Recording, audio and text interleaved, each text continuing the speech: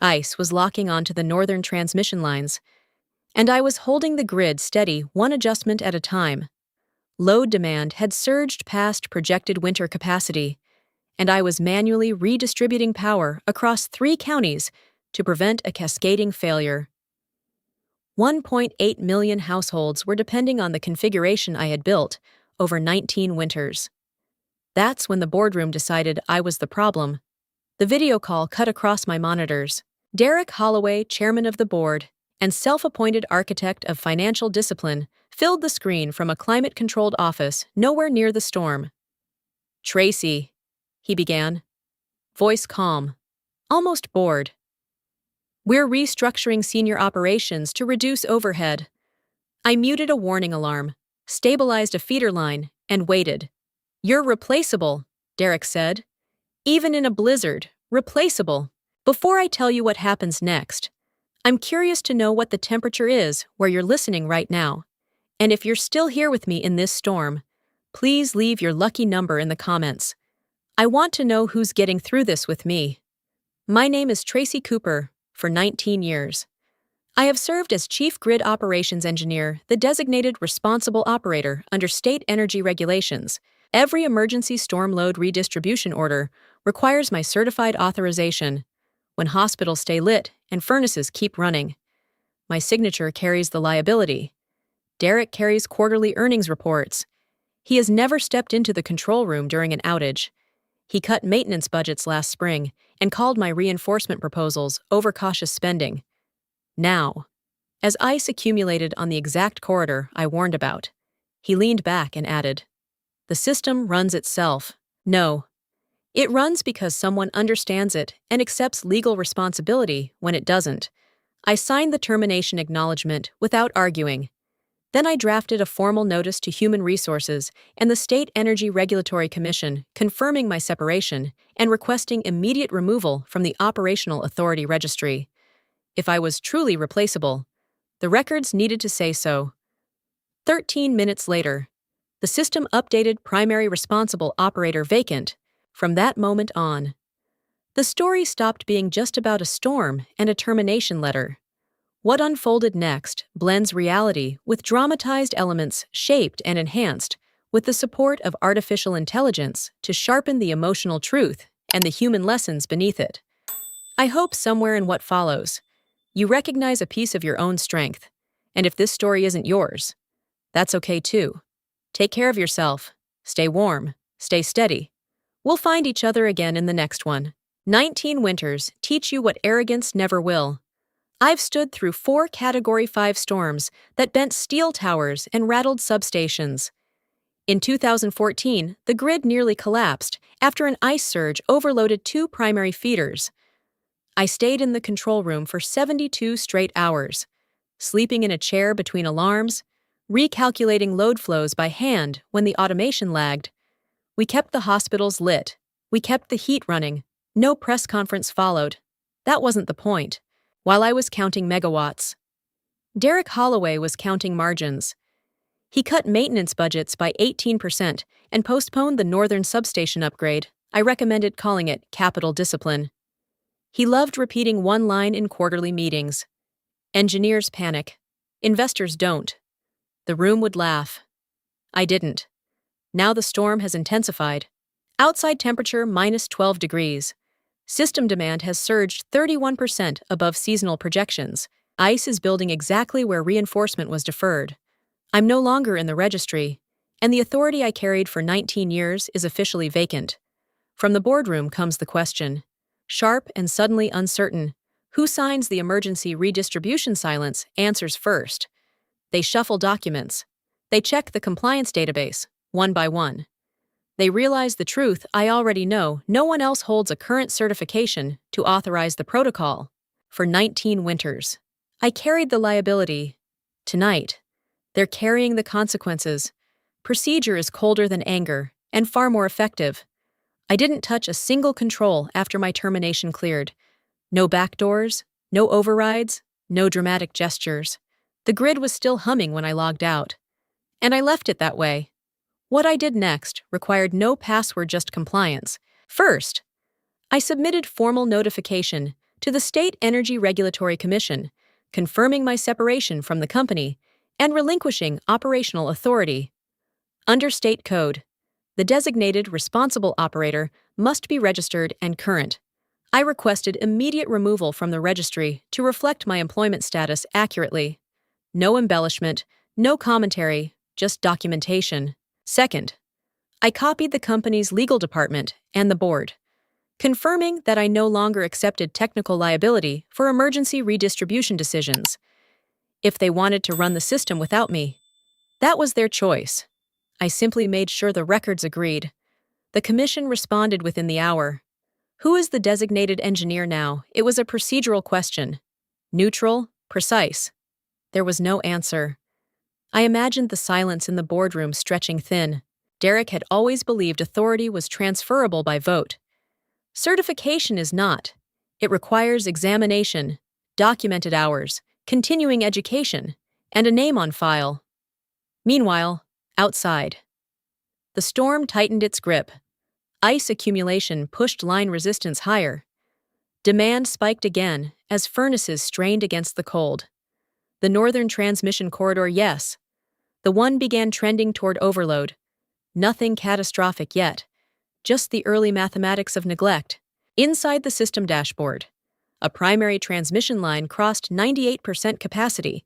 Automated safeguards can only do so much. Storm load redistribution requires human authorization signed, logged, accountable. Another message arrived from the commission. Due to extreme weather conditions and the absence of a registered responsible operator, an emergency compliance review has been initiated. Not an accusation, not yet. A review. I didn't smile, I didn't celebrate. I poured coffee and watched the data scroll across my personal monitoring screen. I had warned them, I had documented everything. And now, without a single act of sabotage, the consequences were unfolding exactly as procedure dictates. This wasn't revenge, it was governance. Panic doesn't arrive all at once. It flickers in, from my apartment.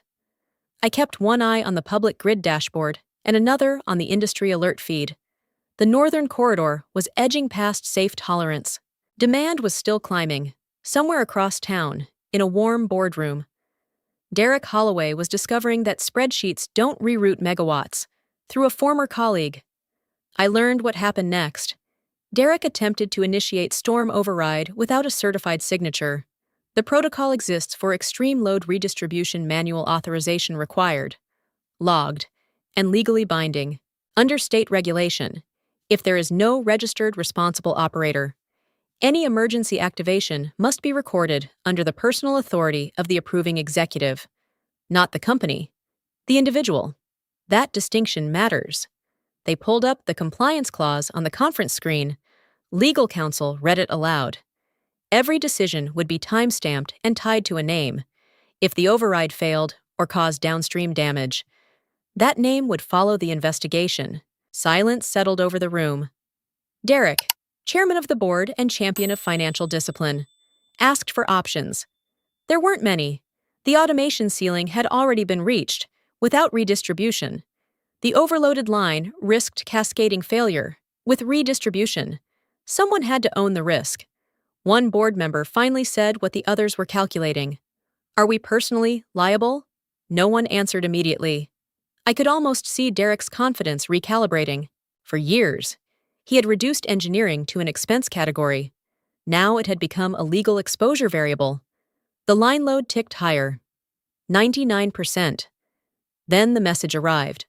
The State Energy Regulatory Commission formally requested an explanation for the termination of the chief grid operations engineer during a declared severe weather emergency. The inquiry cited duty of care obligations and continuity of certified oversight, not an accusation.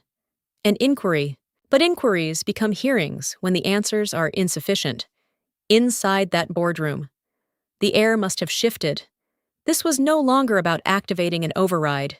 It was about documenting why they had removed the only certified operator hours before a crisis.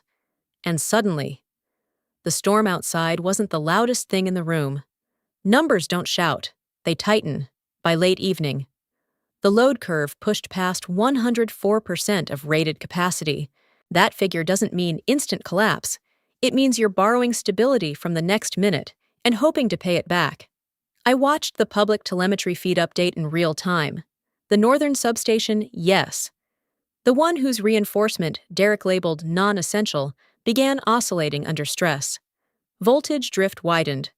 Reactive power compensation lagged behind demand spikes. This is how grids fail not dramatically, but incrementally. The ice accumulation reports confirmed what the sensors were suggesting. Line resistance had increased beyond projected winter models.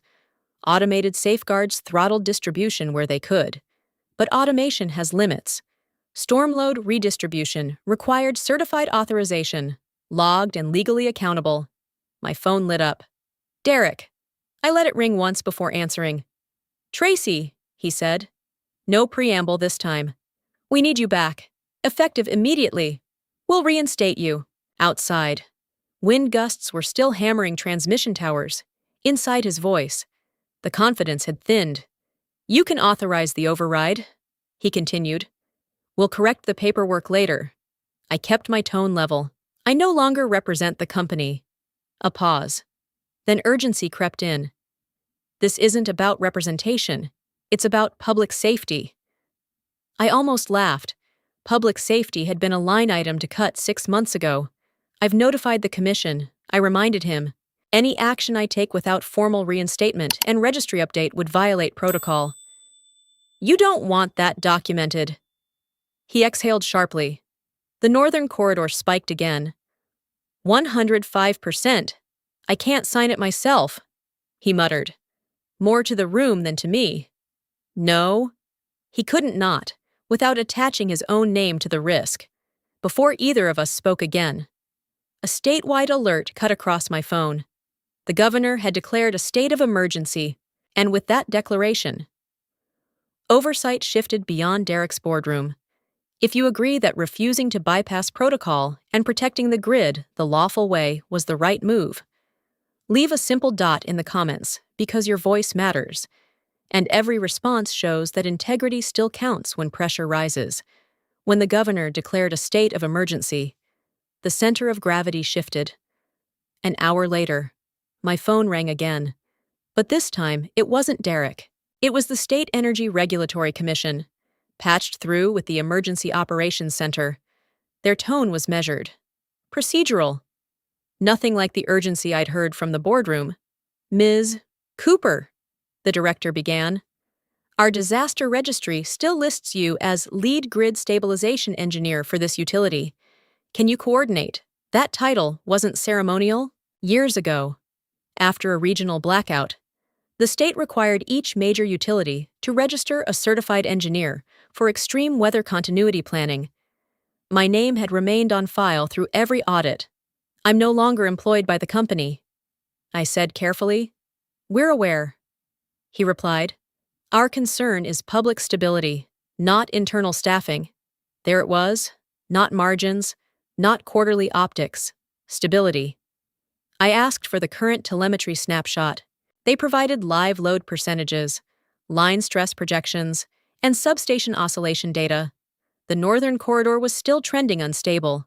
Without redistribution, cascading risk would expand across adjacent counties within hours. Can you coordinate? He repeated. I understood the weight of that question. Coordinating meant advising on load shedding sequences, rebalancing interconnections with neighboring grids, and recommending override timing actions that would affect millions. It also meant stepping into a legal gray zone if I did so informally. I can coordinate, I said, but not as a company representative. Any involvement must be through the state. A brief pause. Paper shuffling. Quiet consultation. That is acceptable. The director answered. We will issue an emergency advisory contract under state authority. Profit had pushed me out. Responsibility was pulling me back. Within 30 minutes, a formal emergency consulting agreement arrived electronically. Scope defined, liability outlined, compensation standardized under disaster response guidelines. Clean, legal, transparent. I signed, not for Derek, not for the board. For the 1.8 million people who didn't care about corporate restructuring, only about whether their lights would stay on tonight.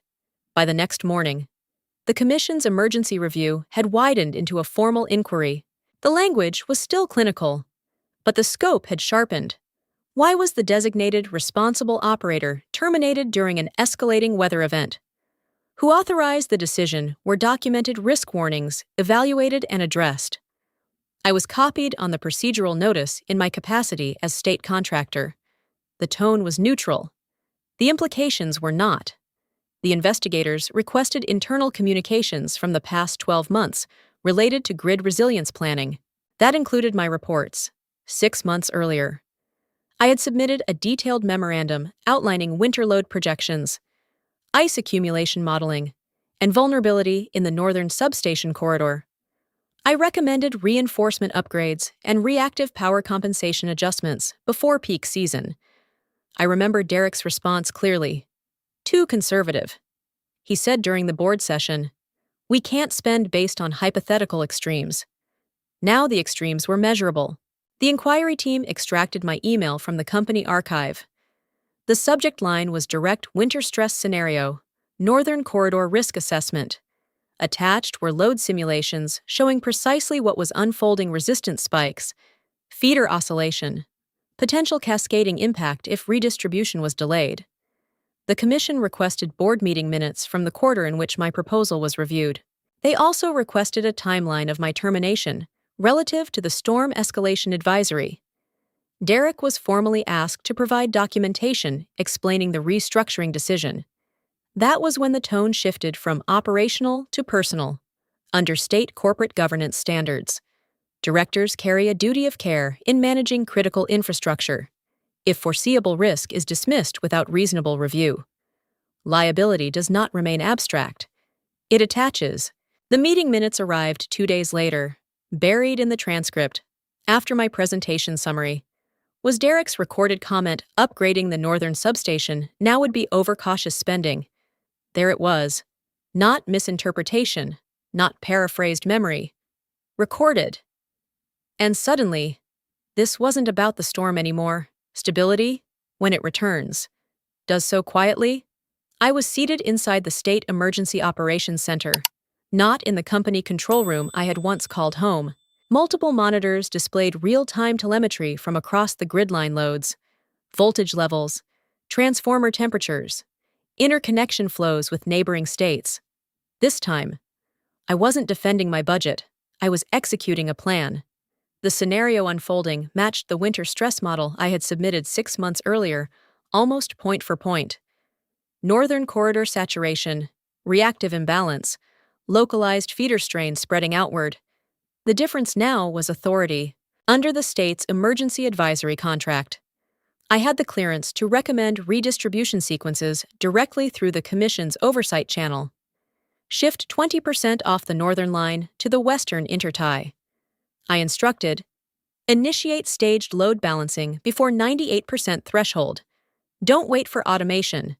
The commands moved through certified operators still on shift. Manual override authorization was logged under state supervision. Incremental adjustments followed. Demand spikes flattened. Oscillation dampened. The corridor steadied. 1.8 million homes remained powered. No applause, no announcement.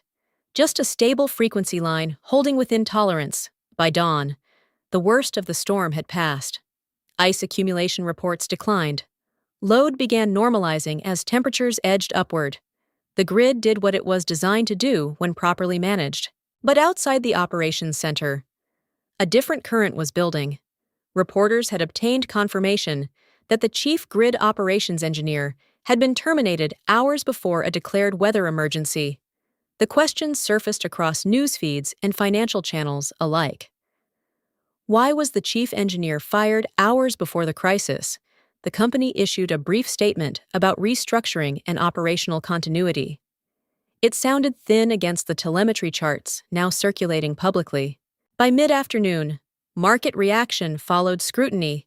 The company's stock dropped 22% in a single trading session inside the emergency center. No one celebrated. Markets fluctuate, storms pass. What remains is record.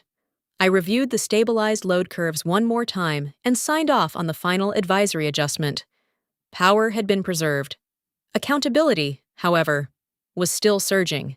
The public hearing was held in the Commission's main chamber, streamed live across state networks. I sat at a long table beneath bright lights, a microphone positioned precisely where my voice would carry without distortion. Across from me sat Derek Holloway, chairman of the board, flanked by counsel. The chair of the commission opened with a simple statement. This inquiry concerned operational continuity and governance during a declared weather emergency. Derek spoke first. The system was automated, he said, measured and confident. We relied on existing safeguards. Staffing adjustments had no material impact on stability. It was almost impressive. The calm. When my turn came, I didn't raise my voice. I didn't need to. Storm load redistribution under extreme weather conditions requires certified human authorization. I began. That authorization is logged under the designated responsible operator. Automation handles baseline adjustments. It does not assume legal accountability for emergency override. I referenced the state regulation by section number. I explained the registry requirement. I clarified that once I was formally removed, no certified operator remained on file. Then I moved to documentation, 6 months prior to the storm. I continued. I submitted a written risk assessment titled Winter Stress Scenario, Northern Corridor Risk Assessment. The report identified increased ice load vulnerability and recommended substation reinforcement. Copies of the email were displayed on overhead screens. My projections mirrored the actual load data recorded during the storm. Derek shifted in his seat. I concluded with the governance principle at issue. Directors of a public utility carry a duty of care to anticipate foreseeable operational risks. Terminating the designated responsible operator hours before a severe weather escalation, without appointing a certified replacement, creates an avoidable continuity gap. The chamber was silent. After recess, the commission returned with findings. The language was formal, but its meaning was unmistakable. The board had failed to uphold adequate governance standards during a declared emergency. Risk warnings had been documented and insufficiently addressed. It wasn't framed as malice. It was framed as negligence. Then came the recommendation. In light of the governance breach and its potential impact on public infrastructure, the commission proposed barring Derek Holloway from serving in an executive or board capacity within any regulated energy utility in the state for 5 years. 5 years. Derek stared forward, expression fixed. No spreadsheet could soften that outcome. The hearing adjourned. Cameras dimmed. Reporters began drafting headlines. I gathered my documents carefully. The storm had tested the grid. The hearing had tested leadership. Only one of them had held. 2 weeks after the hearing, Derek Holloway stepped down as chairman of the board. The company's statement cited leadership transition during restructuring. Markets preferred gentle language. The commission's recommendation made the rest inevitable. The board reorganized. Compliance oversight expanded. Maintenance budgets were reinstated to pre-cut levels. With an additional allocation for the northern substation upgrade, I had once labeled urgent. Consultants were hired. Audits were scheduled. Governance committees multiplied. I was invited back twice. First, the board offered reinstatement as chief grid operations engineer, framed as a gesture of restored confidence. Then the state reached out separately, asking if I would serve on the Energy Advisory Council to help modernize winter resilience standards statewide. Both offers carried influence. Only one carried independence. I declined the executive reinstatement. I had no interest in returning to a hierarchy that learned accountability under compulsion. Instead, I accepted a technical oversight role under state supervision independent, certified, insulated from quarterly earnings calls. I would monitor, audit, and certify, not answer to margins. The grid continued to stabilize through the remainder of the season. Reinforcement crews installed upgraded insulation and reactive compensation equipment along the northern corridor. Procedures were rewritten to require certified succession before termination of key operators. Systems adapt when pressure is applied. On my first day in the new role, I logged into the state registry to confirm updated credentials. The database refreshed with a familiar line. Primary Responsible Operator Tracy Cooper. This time, the designation wasn't tied to a corporate payroll. It was tied to duty, not for profit, for responsibility. What that storm taught me wasn't about winning an argument or watching someone fall. It taught me that responsibility doesn't disappear just because someone higher up decides you're inconvenient. Skill matters. Documentation matters. Integrity matters even more when it's tested under pressure. I could have reacted out of anger. I could have tried to prove a point. Instead, I chose procedure, transparency, and accountability. That choice protected more than my reputation. It protected people I would never meet.